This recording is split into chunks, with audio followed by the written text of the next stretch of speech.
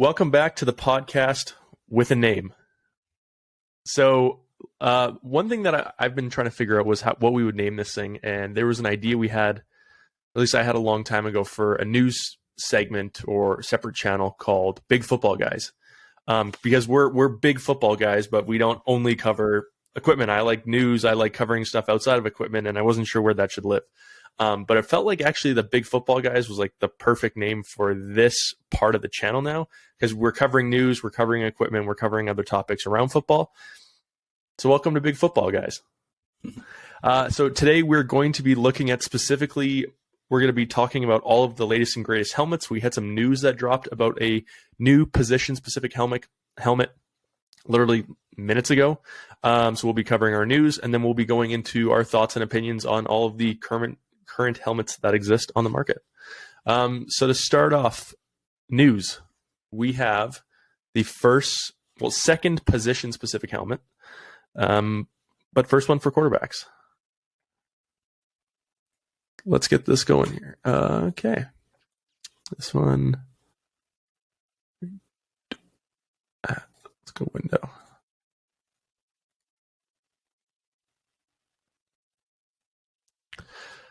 Devin, did you read about this at all yet? Yeah, I checked it out quickly. I just kind of skimmed through the article, but it does look like they are finally creating a position-specific helmet for QBs. We saw the first position-specific helmet last year with the VIcis 02 Trench. It looks like now VIcis is doing one for QBs, which is good because we do see a lot of concussions among QBs. So it makes sense, but I haven't read too much into it. So yeah, and I think this one's going to be a little.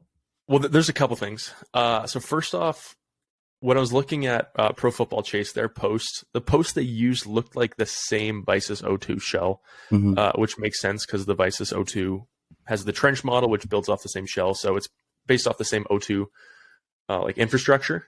They said they'll be calling this the Matrix QB. Okay. As far as when I was looking at VIcis' Instagram, I actually couldn't really find the only thing that they've actually posted about, which they don't post a ton on Instagram right now. Yeah. They're getting more into it, posting the background stuff. But they were actually posting today about their trench and how basically it rated better than a lot of other helmets for the performance this year. Yeah. Versus other 5-star helmets and the score.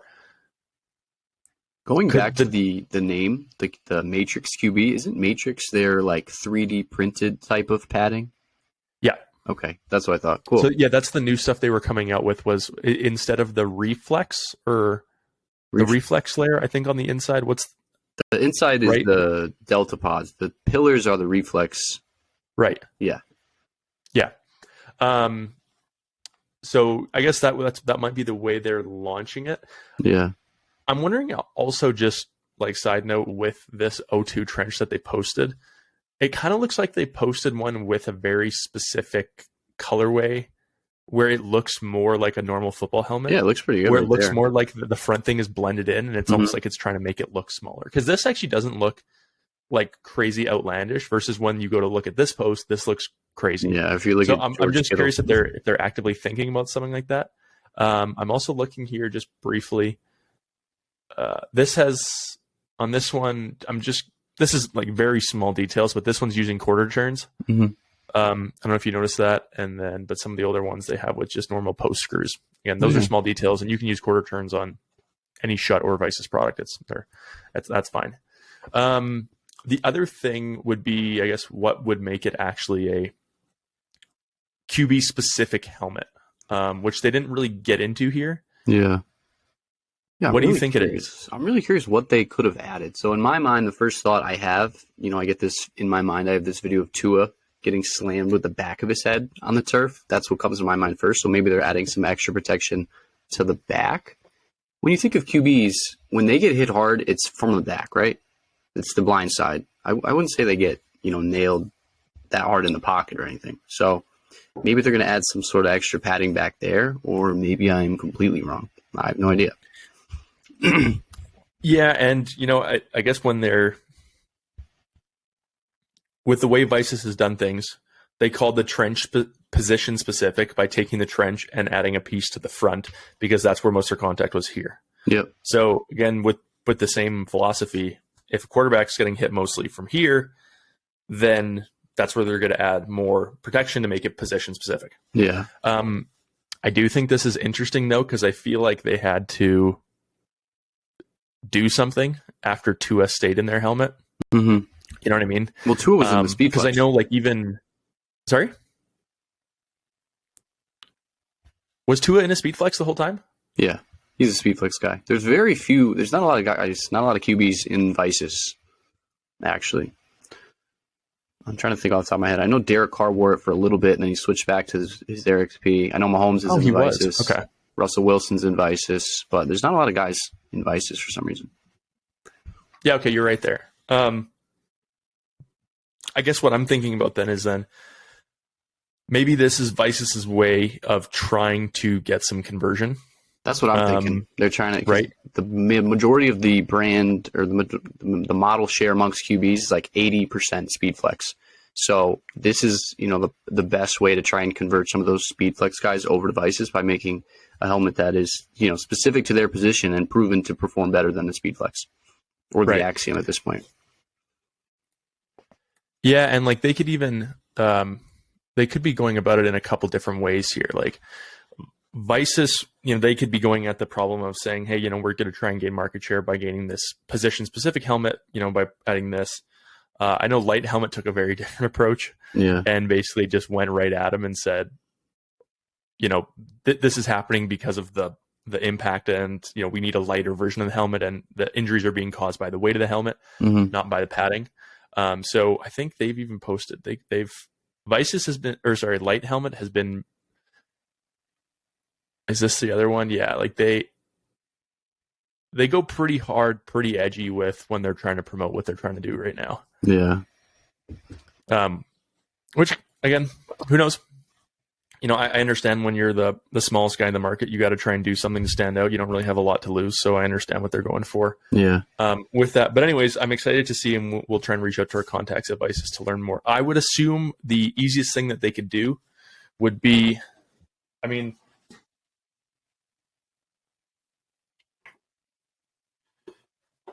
what could they do? They could. So here's an O2. Yep. They could potentially. There's this piece here. I don't know what this little thing does, if this pops in or out. I don't know. Right? So there's this little thing. There's some screws that go in here for a chin strap. And then you have this piece on the back for the VIcis logo that's removable.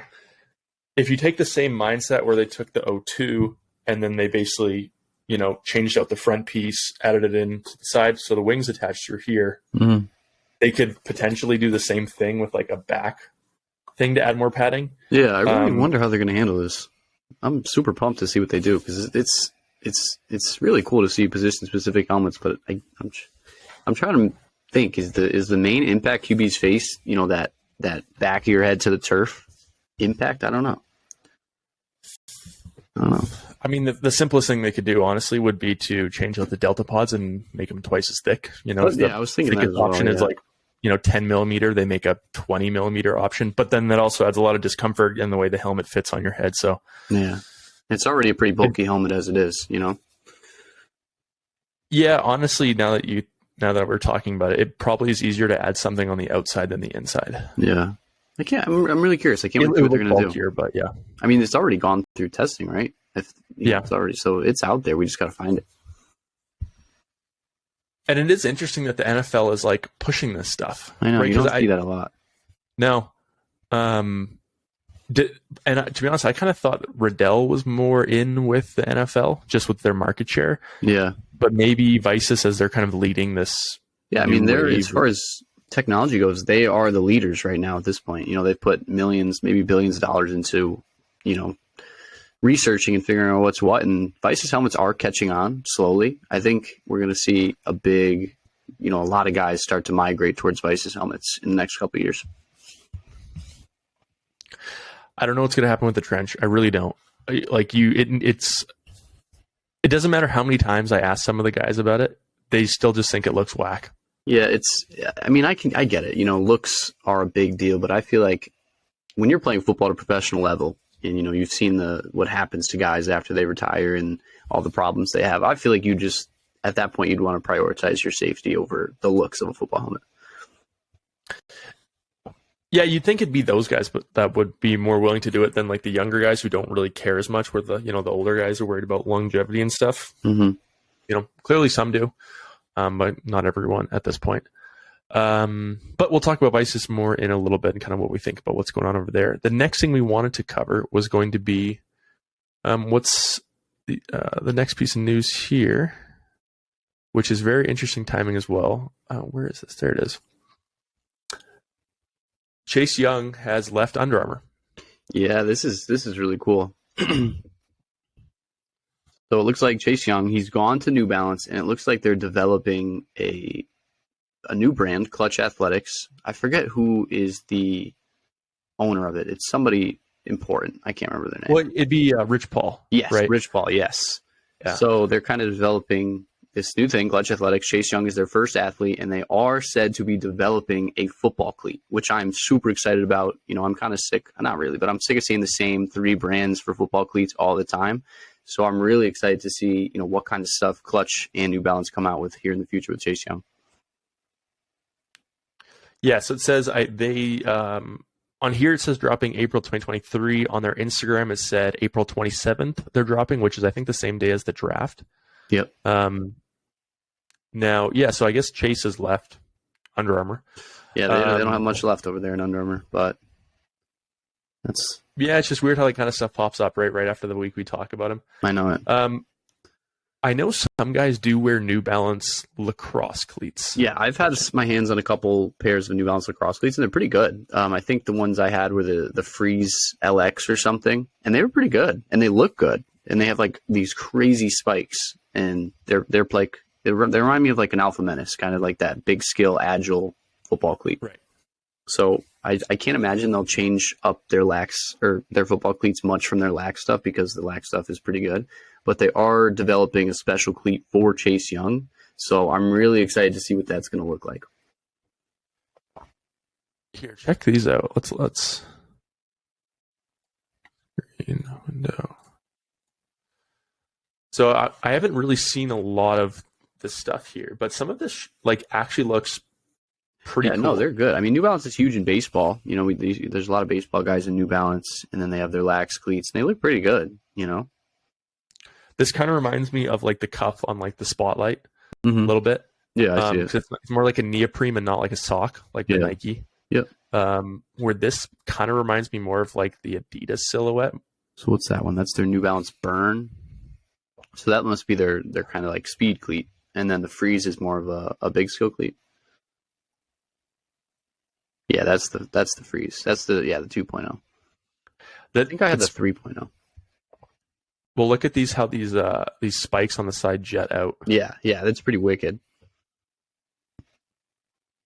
Yeah, like honestly, this stuff It looks good. Like you could see that on a football Yeah. field tomorrow, and you wouldn't even think twice about it. No. It looks like a football cleat. It looks good. you know? Like honestly, I had no idea. Like I've heard of New Balance before, but I've never even done the Google search to see what they had. But Yeah, honestly, their stuff, and it's crazy. You can even see some Under Armours getting mixed in here because it does have very similar silhouettes. Yeah. I mean, New Balance, for a long time, they were just like an old man shoe. And now you're seeing a lot more like kids, teenagers, 20-year-olds wearing New Balances. They're popular in baseball. So I guess it's the right move to, step into the football space. I am curious to see if they're going to pay the NFL, that giant sum of money to get the logo displayed on the field. I can't imagine they would, but it would be really cool to see if they did, Well, I wonder if there's some strategy behind. I wonder if this is actually part of it with Under Armour as well, where if you're Nike and you have 50 athletes, right? From our sources, it is $10 million per year to be displayed with your logo on the field to the NFL, right? If you're cutters, it really doesn't make sense because you do color block and you only really had Julian Edelman anyways, right? If you're Under Armour and you used to have 20 guys on your roster, that breaks it down to what's 20 guys divided by 10 million. What's the math on that? Oh, I'm not a math guy. is that 500,000 each? I think. Yeah, that sounds 500,000. Right. Yeah. So say that you're saying, okay, or 50,000. we have in each of our athletes, we have a 500,000. Assuming that's right, We have we have a $500,000 investment in each of our athletes to wear cleats, gloves, towel, armbands, whatever. Right, wear our logo. So 500,000 per athlete. You know, say one of our athletes is Jamar Chase and some of these other guys. Like, okay, you know, with them, we could justify them because of their, you know, how much they show them on the field. Like, we would actually be willing to pay up to $2 million for his brand exposure, whereas some of our lesser known guys, we'd be willing to pay 200,000. So we can actually work it out where it actually does make sense to pay that. Mm-hmm. But as Under Armour shrinks their pool of athletes, the athletes they have get more and more expensive per athlete to pay that on-field licensing. So it's like, is it worth 10 million right now to say, okay, we have DK Metcalf, Justin Jefferson, Chase Young. First off, Chase Young spats his hands like crazy. Mm-hmm. So you could never see the Under Armour combat logo, even if you did, because the way he spats it up with the Don Joanna form. So it's like, okay, so between those three, Tom Brady, full spat job, how much are we actually paying per athlete, per product to get that logo? Is it worth it? Maybe not. Maybe that's where it comes from. Same thing with New Balance, right? They could be saying, okay, we only have one athlete right now. That athlete's Chase Young. For Chase Young just to be wearing our cleats, but not our gloves, because we don't make gloves yet, that would cost us 10 million per year just to see the N on our cleats. Yeah. So maybe there's a point where you say, okay, you know, now we have 5 athletes. They each have, you know, this level of, you know, notoriety in the league and brand exposure. And we have multiple product lines where we can show at least a couple logos per time per athlete. And then the numbers start to make sense. Clearly it makes sense for Adidas, Adidas, Nike, and obviously Oakley. But Oakley's is different because they're like a league sponsor, and who knows how much that costs. Yeah. But then they also can justify that and say, okay, if it's this much money, but we're on every single helmet with 2 Oakley logos, then it makes sense. So I can see how the numbers kind of shake out, where from different brands, you know, from the business side, how they can and can't justify it. I don't think, if I'm going to follow that reasoning, New Balance won't be doing it for a while. Personally, I don't know. So if people don't know, the reason I said Rich Paul is because it's called Klutch. There's Klutch Sports, which was Rich Paul's agency, which he started with LeBron first client, right? Klutch Sports manages some of the biggest athletes in the world now. I didn't personally know if Klutch Sports was involved in football in the same way that they're involved in basketball. Now, I'm assuming Chase Young is also repped by Klutch Sports. That would make sense, right? If he's involved with Klutch Athletics. Also, Rich Paul did post this on his story. Okay, yeah, I got it. Yeah. So that's kind of how I obviously connect the dots on that. Anyways, we have reached out to them, and we're trying to see if we can get involved in some of this stuff. And they liked some messages, but didn't say anything back. Yeah, we'll see. But like I said, I'm really excited to see what they do, because they can go a lot of different avenues as far as creating a cleat. They can create an all-new cleat for Chase Young. They can take some of their basketball silhouettes, some of those ideas from the basketball spot, because they've got like a Kawhi Leonard signature shoe and some other guys. What if they turn those into cleats? They could take their lifestyle cleats and turn them into, or their lifestyle shoes, turn those into cleats, or they could just borrow from the Lax. I feel like there's a lot of different ways they can go. So I'm really excited to see what they're going to do, and it should be fun. It's really cool to see somebody else in the space, you know? Okay, so if you don't do it, I will do it. We need to make the classic New Balance with a plate on the bottom. Oh yeah, absolutely. I'm already thinking. Yeah, you're already a step ahead on that. You gotta put up a post with that plate. Yeah. That'd be hilarious. Yeah. Take the freeze plate and put it on like a New Balance 550 and call it a cleat. That'd be cool. Yeah. But honestly, like, that's what Under Armour did. Like, if you look at that right there, how similar is that to the Curry silhouette? Yeah, no, it's I never really thought about it, but yeah, that is pretty similar. Yeah, like when they came out with that 2 years ago, it was like, oh, this literally looks like a Steph Curry, and then they added a plate to the bottom. Yeah, I mean, that also on that same level, the Force Savage Elites kind of look like a LeBron. So, yeah, they're kind of in the same way as a LeBron Soldier, which I really enjoy those two. They're both really heavy, but They also had that before. They had the LeBron Soldier cleats, the Ohio State ones, I remember. Yep, I remember those. Those were cool. Yeah. Last piece of news here. Last new thing that actually happened. This is a big one. Here. Okay, we need a better way to switch screens really fast here. This is just not efficient. The last piece of news will be from my account. I put up today. The Panthers are announced that they are updating their jerseys for 2023. It's a pretty big change. There we go. There it is. They have changed their blue. They have It was a couple shades. It was really weird. They hyped this up on Twitter. I know. And then obviously on their Instagram and stuff as well. And they put out like a blog article, with this jersey update. And then all they said was coming soon, this kind of stuff. And I don't know if it leaked or they just did a bad job of talking about the actual thing. Yeah. But then apparently this is it. Yeah, I mean, whatever. Doesn't really change much. Honestly, I'm kind of glad they didn't go with like a total refresh because I think they've got some pretty solid uniforms, especially with the all blacks they wore last year. Those look really good. Yeah. So I'm not mad about it. I mean, it's a very minor change, so they shouldn't have hyped it up, but I like their uniform, so I'm not mad at it. I don't know if it does deal with it, but I am curious if they have some kind of not deal or known that no two teams share a color. Really? No, so the only thing I can see right here is no other team has this color. This is pretty damn close to Los Angeles's powder blue. Yeah. What color the Lions aren't that shade of blue, right? Either Lions are because the Lions have always been in this kind of range too. Yeah. But yeah, Lions go more. They stick to more of the blue and the silver.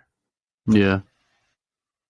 If you took out, honestly, if you took this screen, took out the Panthers logo, put a Lions logo, and you would think it could be Lions as well. Yeah.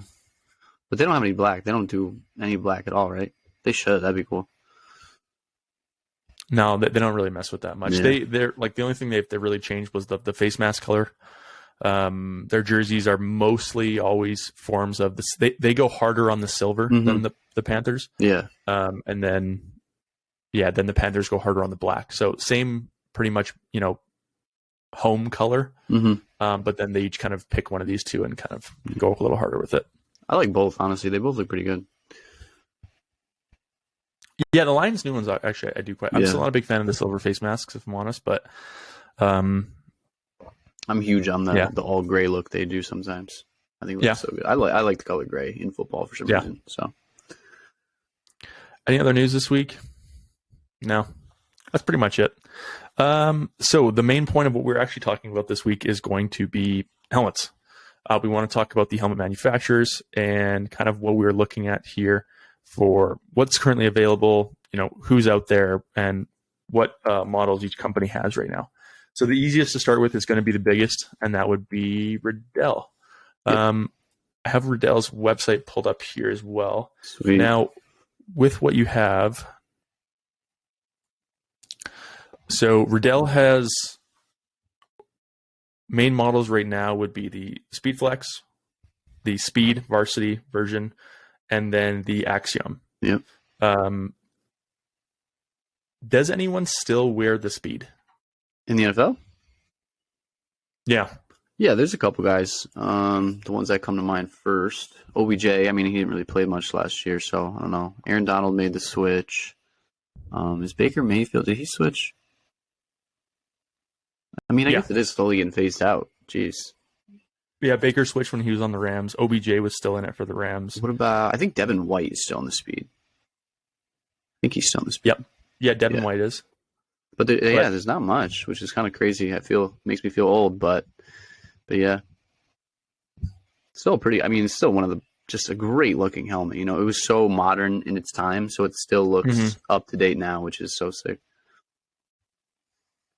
It's funny. I do remember when I was playing, it was always about getting a speed. Yeah. Right. Yeah. It was like, oh, you got a speed. And then there'd be people stuck with like IQs and stuff. Mm-hmm. And then now I see TikToks and stuff where it's the next level now where it goes, oh, the freshman gets stuck with this speed.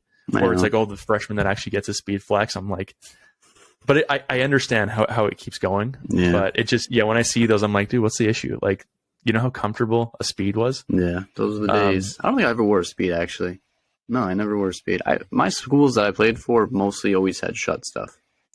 So, but yeah. Yeah, see, these are the two I played with here. That's my high school one and then my club one. Mm-hmm. Yeah. The high school face mask is wrong. The other one's an actual, that's not my legit helmet because I restored it. But yeah, that's still this same shell for my high school one. And as you can see, they're both supposed to be yellow. Mm-hmm. Or sorry, they're both supposed to be white. And the bottom one has aged a lot. What are you gonna do? But in high school, I wore a Vengeance, and I really liked it. I've still never worn a Schutt past like grade 8. Really? Oh, interesting. Or I wore a Xenith. I don't remember. It has all the cups on the inside. Oh, is it the X2E Plus or something? Yeah. Yeah. They used to name them really weird. Yeah, I had one of those at one point. But it wasn't comfortable enough for me. The issue with the Xenith was how much my hair would get stuck between the pucks. Yeah. Because once you had a helmet on, it wasn't that bad, but always taking a helmet off was the worst part of having a helmet. Yeah. Right? Especially when you had some of the older Schutts and stuff where your hair would get stuck between the foam padding. Mm-hmm. Switching to a speed where it had the liner on the inside and your hair was just your hair. Mm-hmm. That was the best part. Yeah. The next one we have is going to be the Speedflex. And everyone knows the Speedflex, by far probably the most common helmet right now in football. Definitely. So yeah, with the Speedflex, what's unique from the Speed? So this is, if you think about the progression of helmets over time, the Speedflex was they added this flex system to the front here, which basically allows it to flex in when you're getting hit from the front, which in my opinion was, I think, why most linemen still wear the Speedflex. Not really many of them wear a Schutt because it doesn't really have any of that flex. The Schutt has the tectonic plates on the top. Yeah. Speedflex, same idea on the inside, although they kind of took it a step up with some of the other options now, like the diamond precision fit.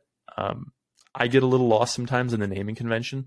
If you have like a precision fit, a diamond precision fit, and just what goes into some of those. Yeah, there's so many different models now. And then when you get in from like the college versions, the public versions, the NFL versions, there's just a million different models. It's crazy. Yeah. The big thing with the Speedflex as well that I feel like got phased out. What was supposed to be the coolest feature, I think, has probably been phased out the most would be actually the cam lock chin strap. Mm-hmm. Yeah. It seemed like now actually, I guess I'll retract that a little bit. The initial cam lock chin strap is gone. Mm-hmm. Where it had the clear. Yeah, they would yellow after like a year or two. They'd yellow, and in the cold they would snap. We had some that they broke. Yeah, there was a lot of issues with those clear ones. But then they went back into just a standard style material and then added the ratchet system to the perforations of it, and then those are good. But obviously you do have the ability now to switch off the cam locks to the conversion system. I don't really think they want you doing that because when they're talking about their safety scores and stuff, they're doing it with the way they manufactured it. So they're probably not super pumped about like right after they released it, Sportstar dropped their flex converter system and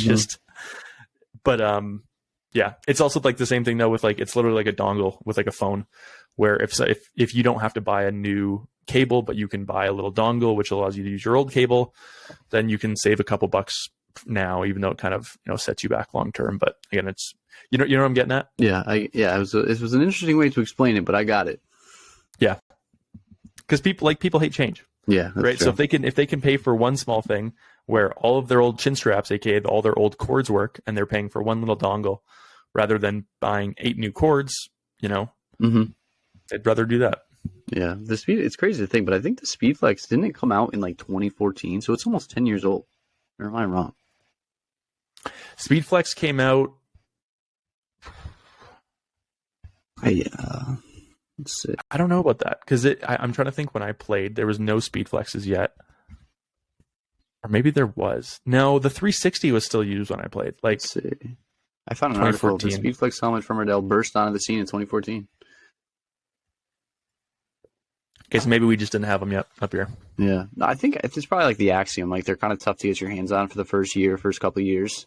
But yeah. But still, the Speedflex. Everybody loves the Speedflex. It's almost 10 years old. I feel so old right now. It's crazy. What happened to the time, man? But it's like, is it a 10-year cycle? Like, when did the Speed come out? Oh, I don't know. I can look. I can try to find it. I need a sheet with all this information. Riddell Speed 2008. So that's math is so hard. 6 years in between the two. Okay, and then this is 2014 to now. That's 9 years. So. Yeah, so I don't think there's much of a schedule, but yeah, no, it's crazy to think that the Speedflex is that old already. Yeah. Now the next one, the newest one, Riddell Axiom. Yes. And they're not available on their site, correct? No. Okay. So you kind of have to go to like their blog posts and stuff to learn more about it and what's involved in it, but it's not actually available on their like shop. And that's because their True Fit system and some of the, so I guess, can you walk through some of the tech that goes into it? Yeah, so with the Riddell Axiom, you have to get a 3D scan of your head, and they will create custom pads for you. So it's going to be a custom fit helmet. They have the Surround Flex system, which is 4 panels instead of 1. So there's 1 on the front, 2 on the side, and 1 on the back. And then there is no top bar on the face mask, which is kind of weird. But they do come with a visor that kind of, covers all that space. But I don't know how they did on the Virginia Tech Home Running Scale. I think we're going to take a look at that a little bit later, but I don't know. It's definitely a unique looking helmet, but if it's for safety, then I'm all for it, Yeah. With the Axiom, there has to be, I think part of the issue right now is kind of controlling the narrative, right? And they need more, in the same way for the trench. If the narrative that Riddell pushes, mostly at least from my perspective, is the safety side, right? But if the thing that I guess it depends on who they're trying to sell to. Because if they're not trying to sell to high school kids or something, if their main objective with this helmet is NFL, NCAA, right, people that can do this safety stuff, right, and they're broadcasting their numbers more about how well they did that year for safety, they have the money and the time and resources to get everyone in, scan everyone's head, do all this right, then it makes sense to push the narrative of safety, right? Now, when we talk about this helmet, it seems like a lot of the narrative is around how it looks. Yeah. And that's because mostly high school, junior high is kind of our follower base, right? Kids that are buying their own equipment. Now, we might have some, we have some locker room guys and stuff that do follow us, but the majority of it is going to be from the high school kids. Now, from their perspective, same reason they're not going to wear the trench, right? Until their favorite player is wearing it. So unless right now their favorite player is Nick Bosa or George Kittle or I think Kaminsky, what's his name? Who was wearing it? Alex Mack wore it. Until their favorite guy is wearing it, I don't see them switching. Yeah. Right. But again, that's on VIcis to push the narrative, if that's who they're trying to sell to, that it's their players that wear it. Now, that's also where you can kind of get in a little bit of trouble because, say, for example, VIcis, if they want to post George Kittle to show that George Kittle wears it, so that way high school tight end can see his favorite player wears it, I think VIcis can actually get in trouble for posting an image of George Kittle if they're not like a sponsored athlete. Probably, so, yeah. That's where like we have to come in for a lot of this stuff. Like, say, for example, if Riddell wants to show that Micah Parsons is wearing it, Tony Pollard is wearing it. If Riddell does not have a relationship with Micah Parsons and Tony Pollard, they rely on people like us who can post it and get away with posting it without having that exchange of money to be a brand ambassador or whatever. So that's kind of the gray area and kind of why, people like us exist. And that's what, and maybe they have the same strategy where they're not focusing on the way it looks. I know people's biggest, I guess, gripe with it so far would be definitely not around the outside of the shell. Because I think if you took the True Fit system and you took the Flex stuff and you put it on a Speedflex, it would look amazing, right? There would be zero complaints. I think the two biggest things that people have the issues with would be the no top bar, which has been a part of football for 40 years, 50 years. I don't know at this point, right? When did helmets become, I don't know. Right. So it's been a while. So getting rid of that top bar is a big shift. The other one is the visor, right? It's a very flat conical shaped visor. When Oakley was actually getting people to move to more of a bubble shaped visor because it so-called doesn't mess with the your perspective, I think is the reason for the bubble versus distortion. Yeah. So it's like, conical shaped visors like Under Armour and Nike, those were around for, the longest time. And then boom, Oakley drops the bubble visor. They get involved in this stuff and people realize how good the Oakley looks. People, shock switches from conical to same bubble style. Next trend is dropping a bubble style as well that fits some helmets better. But then now Riddell is going back with Oakley and making it more of a conical shape, so it kind of goes flat. And I think that's where people are seeing these kind of things. Now, again, if the point of it is safety, and they say the conical visor is better for safety because of the way it sheds off or surface area, or maybe they built something in, maybe the prism technology within the visor gets rid of some of this distortion that like a previous conical one would have.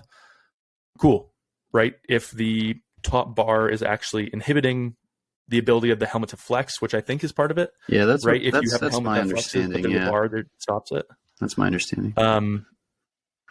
So, but those are going to be hard points to argue for if people or high school students are willing to die on the hill of, I'm not used to the way it looks. Right. Having said that, if you were a high school student that somehow showed up in an Axiom, it would still like drop jaws. Right. Yeah, because it looks super modern, It's different, but it's so modern. You can just tell that they put a lot of work into putting it together. What's the thing I think about with some of this kind of stuff is if you showed someone from football however long ago and said, hey, this is how football is going to look in 30, 50 years. You ever see like movies where they have modern sports and, the next era where, they're playing and all the goal lines are laser beams and all that kind of stuff. This is what you'd probably see. Yeah, exactly. Right. Yeah. But again, at this point, people know how it is. As far as the rating, I don't think it's on. Oh, here it is. Yeah, it's up there. So it's here now. What did it cost for them? $950. I think you have to get them for $700-800. They're really expensive. Cost is really deceiving because like. Yeah, you can only really look. It's either not up to date. No, like because the trench is now $999. Yeah, this is and 02s. Let's see. I think on Sports Unlimited the 02 is $899. I think it's $100 less. Yeah, it says somewhere on their site that the price that they put there is the price that they got it for, like the testing people. Oh, really? Yeah, it's somewhere on there. But did you ever try looking in to see if you could get an Axiom? I've locally tried. At all? Oh, locally? No, I have not. Because those, I actually tried. Really? Any luck? Yeah. I know our local regional Riddell rep, and he said it'd be really hard. I said, what if money isn't an issue? And he said, what I would have to do is our local pro team, the Stamps. He said, I could probably get you in touch with the Stamps. And when they do they don't have the ability right now to do the true fit for everyone that the way they want to do, or they're planning to do. Yeah, that makes sense. So he was like, even if I could get you a helmet, which I can at this point, just give you a helmet, right? Because of the true fit. He's like, so maybe the way to do it would be to we could talk to the stamps and you could come down and get fit at the same time as them, but that would be kind of weird. Yeah. If like all the guys are there and I just roll up, I'm like, yeah, I'm Tony. Like, yeah, I'm getting one of these. Like, I don't even play football. I just talk about football. And they'd be like, what the fuck are you doing here? Like, But yeah, the whole true fit and the idea that they're all custom is definitely going to make them tough for people to get their hands on, because they have to, they have to have a Riddell rep there, put that weird like ski mask on your head, scan your head, create the custom pads, get you the helmet. It's a whole ordeal. So it makes sense that they'd be kind of tougher to get your hands on. Yeah, and especially with some of the stuff, they want to get it right. Mm-hmm. Like they might be a little worried about, I don't know, with the app, the ability for people to just get it and do it themselves in the future. But if they have a lot of tech on the line, it's really expensive. They could also be worried about putting this in the hands of a parent that wants to give their kid a safest helmet and who struggles with technology to begin with and not getting the proper head scan or something, right? They do it wrong, or they scan their one kid's head, say for example, and then the kid grows and then they try and pass the helmet down to their little brother and they're like, oh yeah, like they have the same shaped head, it'll work, right? Or if they try and just use the app or something to rescan their younger kid's head and they're like, yep, their heads look similar, this will work, right? Yeah, there's a lot of things that could go wrong with that. Yeah. But at least the next step for us would be, personally, I'd love to go through the head scanning process. Love to see how they're made. And I'll start to see some of the guys, that you see every week wearing them more. Yeah. So far, there's not many. You've got Zeke, Pollard, Parsons wore it for a little bit, and then he switched back to the Speedflex. And then who else? Kenny Pickett, Pat Fryermuth, I think. That's all I got for now. JJ Watt did the in and out. Yeah, JJ Watt said, hey, this is cool. And then he's like, it's comfortable, but not a huge fan of the look. So, yeah. You'd think a guy... And maybe at that point with JJ, he was like, it was his last year. Yeah. That makes sense. And maybe he was like, long term, this would be better for me for, say, my health if I planned on playing another 6, 7, 8 years. But if I only have 1 year left, like, why bother what's the worst that could happen type thing, which is, a dangerous game to play if that's what happened. Yeah, I mean, JJ Watt, he stayed in the speed for a long time, too. He had a special speed. It had like a bladder right there in the front. Do you ever see that? No. If you look at his helmets from his days with the Texans, there's an air hole right there in like the crown of the helmet. It's pretty funny. But yeah. Jeez. So that's the Axiom. Like I said, it's the one thing people ask us about all the time, but we can't really talk to a lot yet. So we do need to try and get our hands on that, and obviously we would love to. Next brand, what's next? Would be their probably biggest competitor at this point, which would be Schutt. Yep. Good old Schutt. Now, Schutt went through a rebrand in the last couple months. Yeah, for a long time their site was just down, but they have completely revamped it and come out with this new football helmet, the Schutt F7 2.0. I actually haven't really seen too much on it. There's a tech video. That's cool. Yeah, let's see what we got. Yeah, I don't want to watch that just in case, but I know they changed with the tech side of it. They did change the padding on the inside. Right. They have the VIcis reflex in there now, right? Yeah. So those are those leverage buckling structures is what they're called. Yeah. Yeah. So it looks like, so if people don't know, Schutt and VIcis are now owned by the same company. So VIcis had the 01, then they went bankrupt, and then they were bought by whoever owns Schutt or Schutt directly. Is it up the top left? It's like Herder Sports, CERTOR Sports. Oh, right, yeah. I thought it was like Surtur, Centaur, I don't know. Yeah, Surtur Sports or something. Yeah, I think they own both of them. So they unbankrupt VIcis and all their technology. Makes sense. And so that's going to be what the 2.0 has.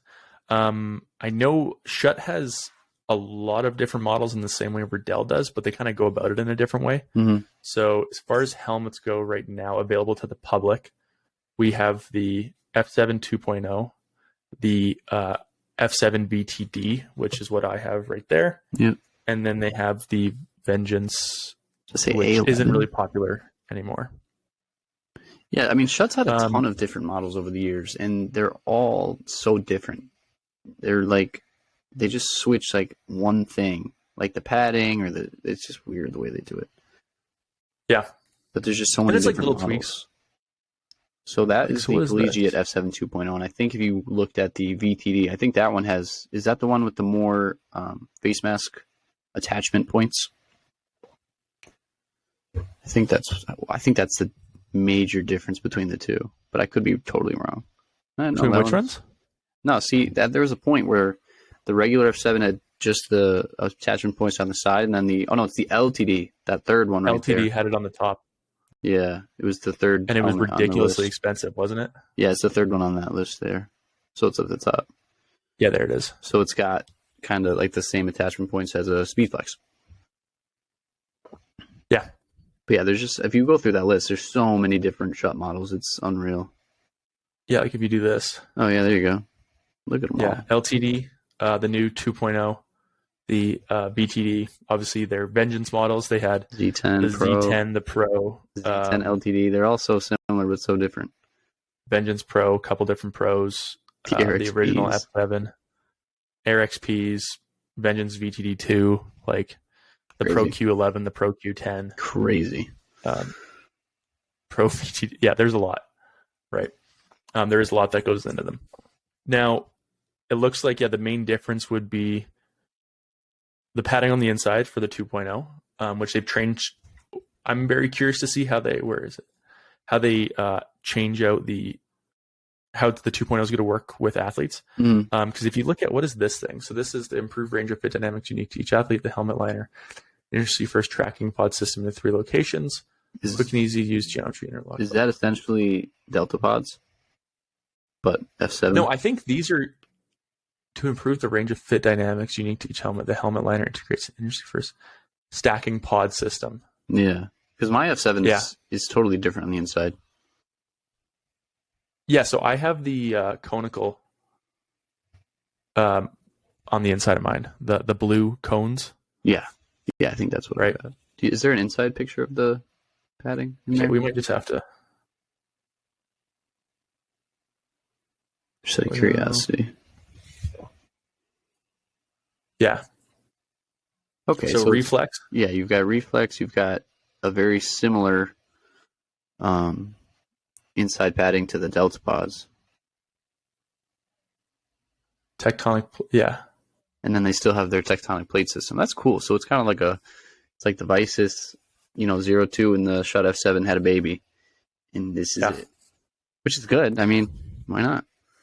Mm-hmm.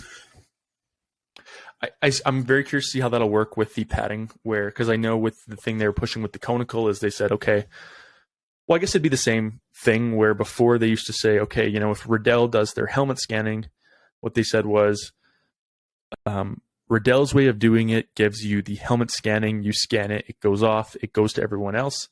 And then from everyone, we scan it, we make it in-house, then they have to send it back to you.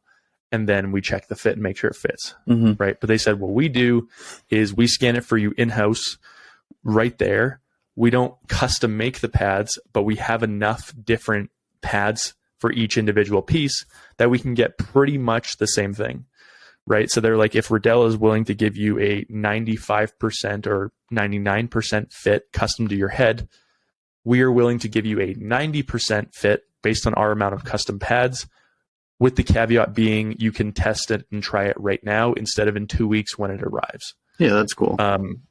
Right, and that's kind of the two philosophies, at least from what we know and we've been told in our perspective on it. So they can do the same thing with this. It looks like before they took out the conical shape in the back of the helmet, or like the inner lining.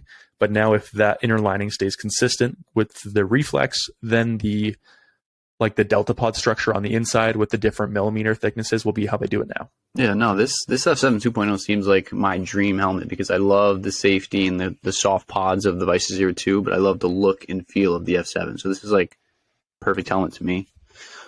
That's pretty cool. Gotta get our hands on one this year. Yes, sir. This is our longest pod yet. Yeah, we're getting up there. What else we got? It's funny because we said we don't know a ton about helmets, but The thing is, know with a decent helmets, amount. there's so much that goes into it. Yeah. This is a multi-million-dollar industry. There's so much here. Yeah. Next one would be VIcis, their sister brother company. Yeah. So right now they have listed the O2, which we have, the O2 Trench, which is the same thing except with the trench attachment, and then the youth version as well. And then at some point we'll know what the O2 Matrix QB looks like. Yeah. If I'm going to guess, I'm going to say it is an O2 with a trench style peripheral attachment on the back. Yeah, that'd be my guess as well. That'd be my guess. As far as price, they are some of the most expensive. Yeah, it's kind Easily. of weird that the youth helmet is the exact same price as an adult helmet. Usually you see like some sort of drop off, but Now, as far as safety ratings go, trench is still technically, however they measure it. Like I said, this is always part of it is how do they measure it? yeah. Which is light helmet's biggest gripe. Mm-hmm. And, you know, from that perspective, the trench is still the safest on the market, with the O2 being second. Yeah, as you saw it earlier, VIcis actually posted that I think their 02 did 87% better than the other 5-star. Wow, I got the number right. Than the other 5-star rated helmets. Because at this point, there's so many 5-star rated football helmets that you kind of have to start digging in deeper and comparing the actual numbers between the 5-star rated helmets, and that's what VIcis did with this. So I will have to scroll down. Yeah, every helmet seems to be a 5-star. We talk about 5-star, right, a lot in our videos, and what's a 5-star rated helmet? Mm-hmm. The Riddell Speed Icon is the last 5-star rated helmet based on their current structure. Yeah. I also want to point out which is the there's helmet from plenty 2008. You said 2008. Yeah, I think so. So if you looked at it from that perspective and said a Riddell Speed Icon is a 5-star score of 9.95. Now that's where you actually have to get deeper into it is the scores. Mm-hmm. Yeah, because a 9.95 versus a 0.85 from the Axiom is different. Big difference. Yeah. But if you say from just that rating, which they promote on their thing, you could come to the conclusion that a Riddell Axiom is the same level of safety as a Speed Icon. Yeah. Yeah. If you don't look deeper, it's tough to see. But there is levels to this. They should come up with a new ranking. I mean, I guess the numbers are fine. The actual scores are probably a good thing, actually.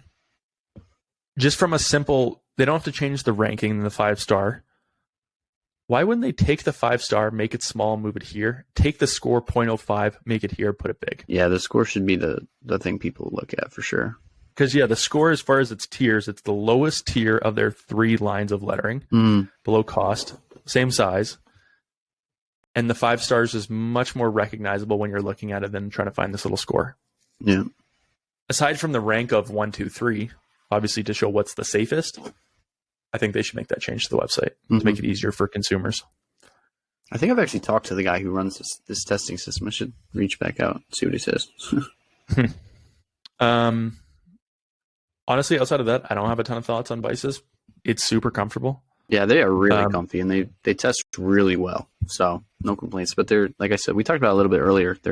They haven't really caught on in the NFL yet, but I think they're well on their way. And if they come out with this Matrix QB helmet, I think we're going to see a lot more guys make the switch. But a lot of guys don't like them because of the looks thing again. What's up? A more open face mask option, maybe.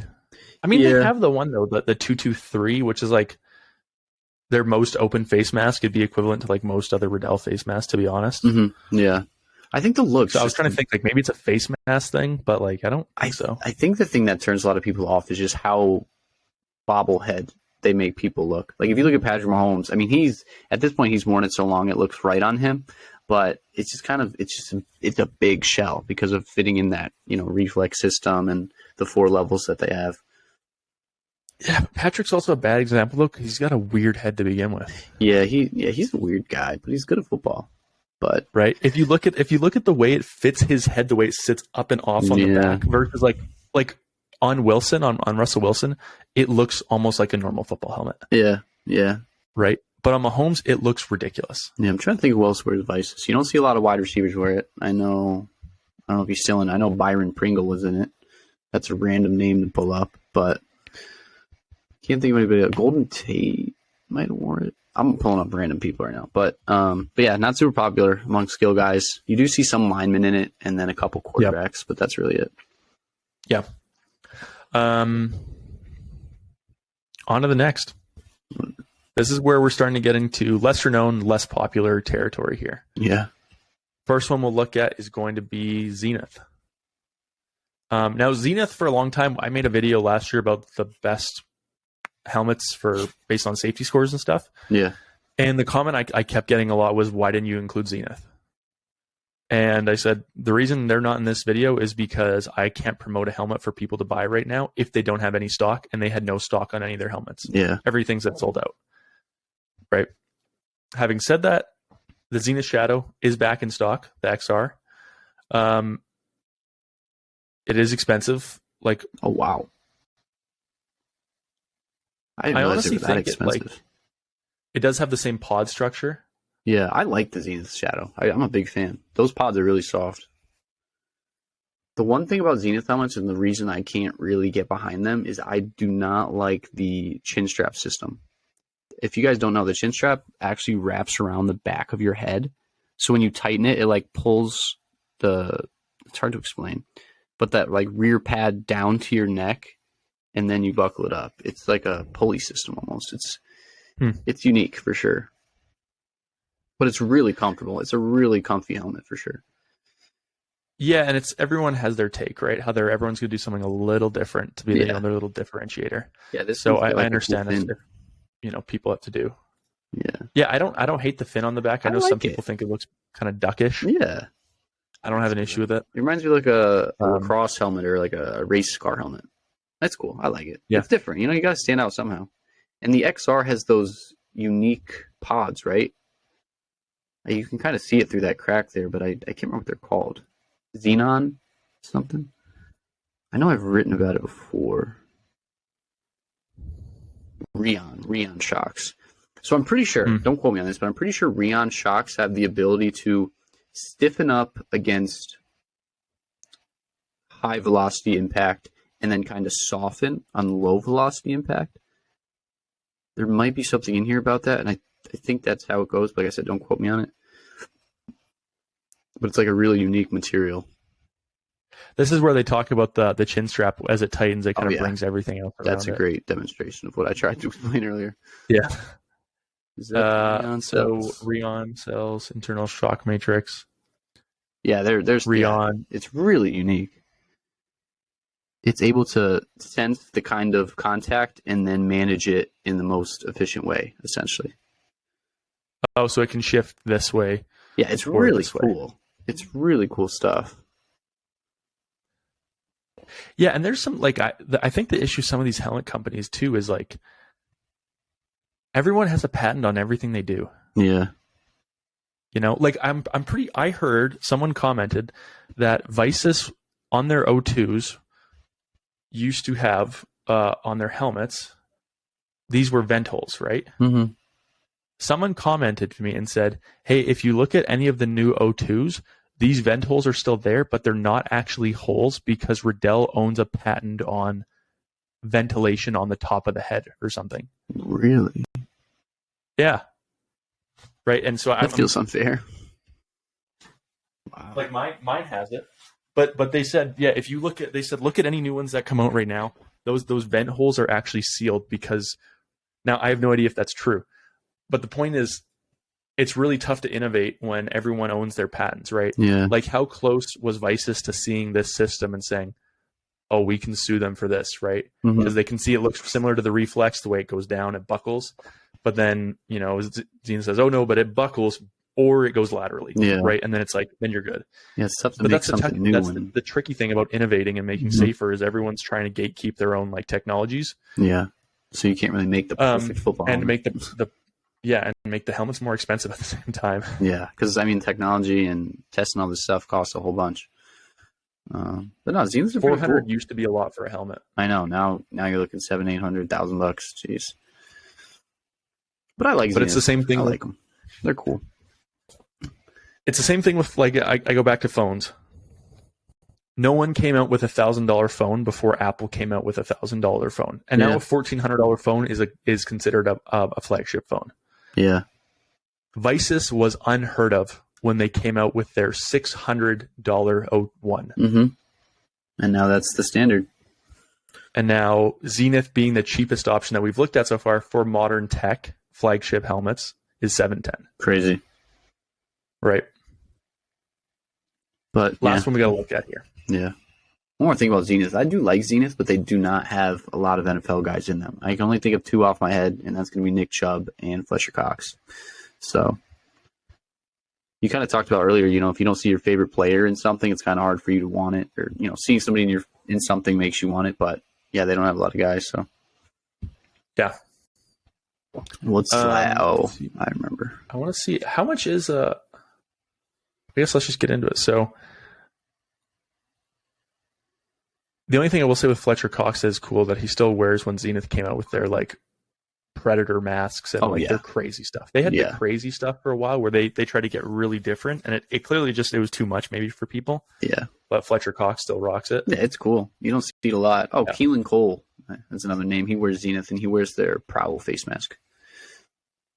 Actually, no, he switched into the Axiom. He did when he was with the Jets. All right, back to this. Last one. Light helmets. Yes. Light helmets goes a completely different approach than everyone else. Yep. And their hill that they will die on and are willing to die on is it's around the weight of the helmets that is the issue and not the technology in the helmets right now. Yep. Right. And they are willing to die on this hill and say, this is why all these concussions are happening as technology gets more expensive and concussions are still going up. Right.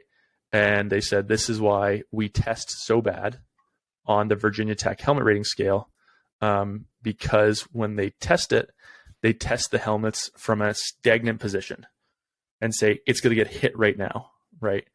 Their perspective is it's not taking in the impact of the helmet moving and the force and, you know, inertia might be the right word, that's created by having a heavier helmet, right? So they're basically saying we're going to take some of the tech old school, but make it so light that you're actually going to mitigate some of the risk.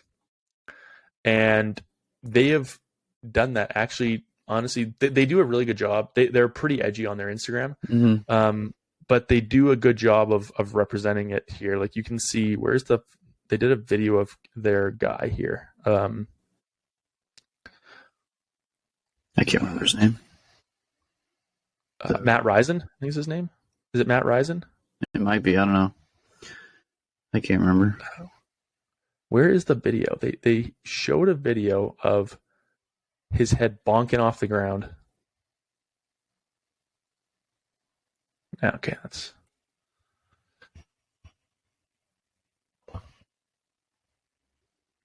I don't want to find it. Basically, they're saying if your head hits off the ground the way quarterbacks do, the most of the issue with concussions is coming because of the amount of momentum or whatever that's created from having a heavy helmet, like a 4 or 5 pound helmet, even though it has more tech than a lighter helmet. So yeah, now the way they do that is they use the padding that's in race car helmets.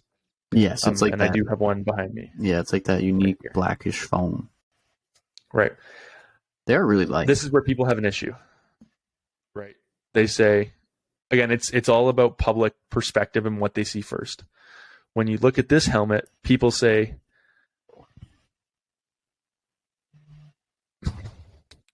they took this technology from race cars, right? Race car helmets. A standard kid's bicycle helmet took that same foam technology, brought it down to use for them. But then people are connecting the two dots and saying they took this helmet from a child's bike helmet. Right. And they're basically, instead of going from here to here, they're going from here to here. And they're making that jump. And they're saying, okay, all they did was they put padding from a bike helmet in here.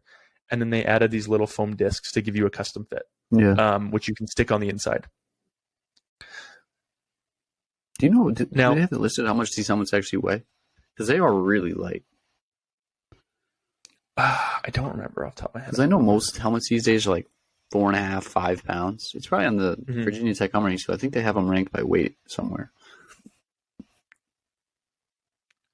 Yeah, and I think it's Matt Spectrum. I don't even know how much it costs, to be honest. I don't think it's that expensive. But the thing is, I don't really want to build one right now. I think they're pretty cheap though. I think they're like maybe $400. If you go to shop, does it allow you to shop?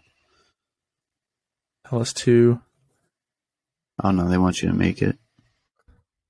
Well, I mean, they give you an idea at the bottom. $5.95. Yeah, and then you can customize it to fit your team or whatever. We actually got to do this. It was pretty fun. Honestly, it does work well. The thing does work well, right? They asked us what we'd want, and mine is right there. I kind of wanted like a Packers themed helmet just for fun. All my helmets are white, and I wanted to start to build a little bit from color variation. Yeah. So I went with green and a yellow face mask to be really different. Now, the problem is we are not smart enough to say, this is good, this is bad, right? So we rely on these helmet ratings to be our main source of information. Now, with that, we can't do this here because they test. I think are they tested? Yeah, they're on there. SG light. Oh, right, they're light, right? They used to be SG.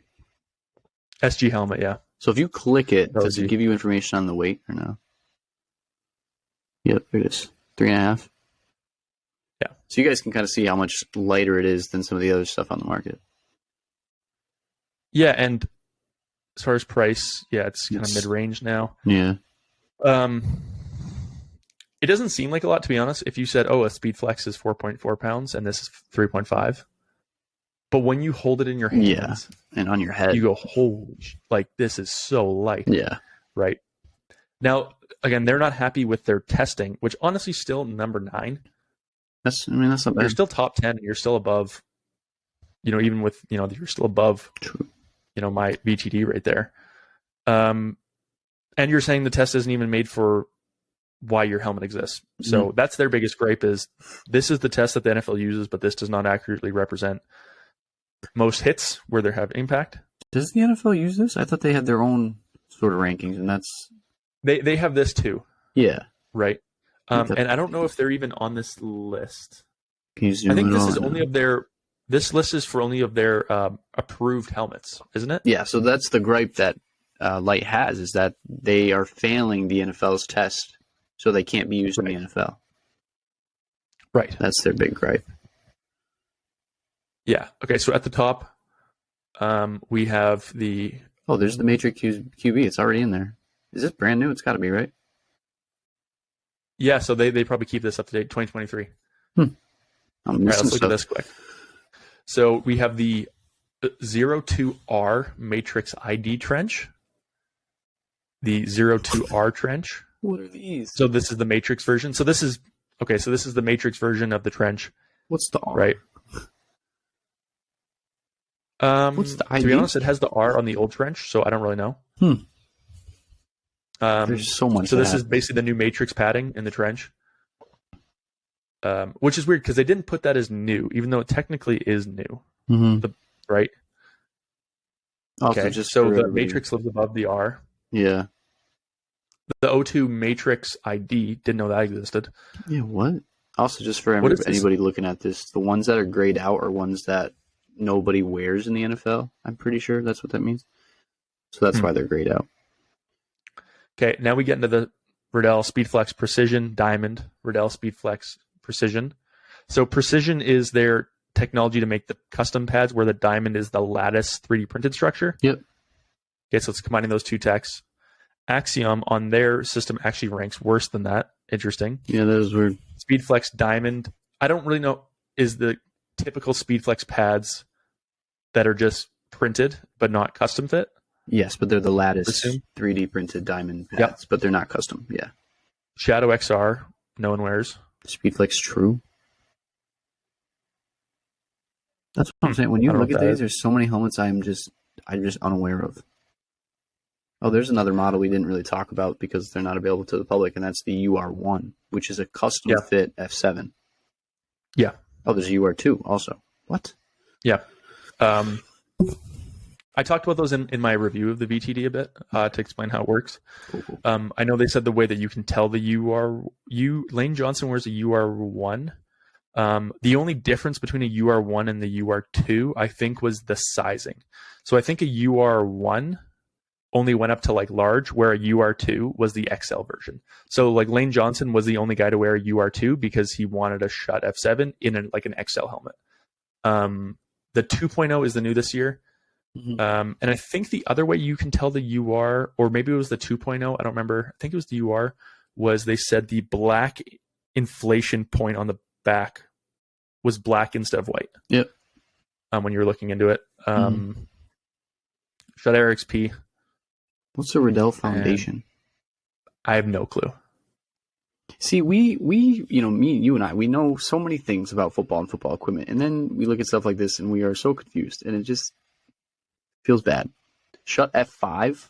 Why is Schutt spelled without a C? You see that? Yeah. What is that? Strange. Strange. And note, models worn by less than 1% are graded. That's what it is, yeah. Helmets will be prohibited for all players in 2024, and that would be with a 3 beside it. Are there any 3s that they're getting rid of? Just in the red section. It's newly prohibited for this year. Makes sense. And so, yeah, actual. Me. Okay. Well, that's interesting. Yeah, that was a lot of information I just didn't know. Yeah. So that's our take on helmets. There's a lot of new stuff. There's a lot of expensive stuff. Everyone thinks they have the best stuff, and they do it a little different. We need to get our hands on this year to make sure that we have the full breadth of information: a Xenith Shadow XR, a Schutt F7 2.0, Riddell Axiom. Yes. Yeah, maybe that new QB helmet for VIcis too. And the QB. Yeah, so literally there's 4 new helmets this year. Not bad. Which we got to start doing stuff on. Yeah. Again, thanks everyone for watching another episode of Big Football Guys. I forgot to say it at the beginning. I'll say it now. We are sponsored by Shock Visors. Shock Visors on all of our helmets here. I have a couple on them right now. I got 3 on there, and I got to put 3 more on. They fit great on tons of different brands, including all of Schutt models and Riddell Speedflex and Speed. You can move it to different visors. I love their clear. Their clear mirror is super cool. And yeah, we should have actually a video dropping about what visors are legal in the next week or so. But that's it for today. Next week, we'll come back with some more new topics. Hope you guys enjoyed it, and we'll check you next time.